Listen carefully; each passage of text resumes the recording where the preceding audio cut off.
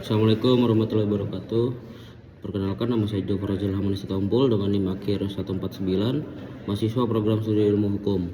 Pada kesempatan kali ini, saya akan mempresentasikan materi mengenai demokrasi dan otoritarianisme. Demokrasi dan otoritarianisme merupakan dua konsep yang penting dalam ilmu negara berkaitan dengan bagaimana kekuasaan dijalankan dalam suatu negara. Keduanya memiliki perbedaan mendasar, terutama dalam hal sumber kekuasaan, partisipasi rakyat, serta hubungan antara pemerintah dan masyarakat. Dengan memahami kedua konsep ini, kita dapat mengetahui berbagai sistem politik yang diterapkan di negara-negara di dunia. Demokrasi berasal dari bahasa Yunani, yaitu demos yang berarti rakyat dan kratos yang berarti kekuasaan. Dengan demikian, demokrasi dapat diartikan sebagai pemerintahan yang kekuasaannya berasal dari rakyat. Dalam sistem demokrasi, rakyat memiliki hak untuk berpartisipasi dalam pemerintahan baik secara langsung maupun melalui wakil-wakil yang dipilih melalui pemilihan umum. Pemerintah memperoleh legitimasi kekuasaannya dari rakyat dan harus menjalankan pemerintahan sesuai dengan kehendak rakyat serta ketentuan hukum yang berlaku.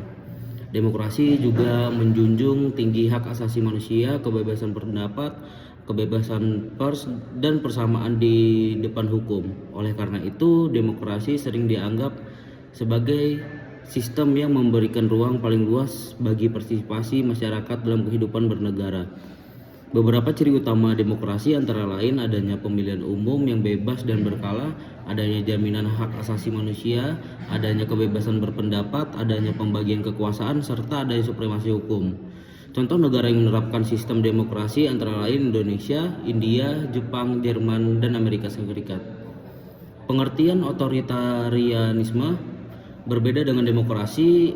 Otoritarianisme adalah sistem pemerintahan yang menempatkan kekuasaan pada satu orang atau sekelompok kecil orang yang memiliki kendali sangat besar terhadap negara.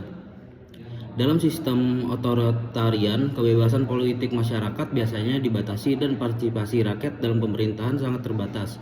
Pemerintah memiliki kekuasaan yang dominan dalam menentukan kebijakan negara tanpa banyak melibatkan rakyat.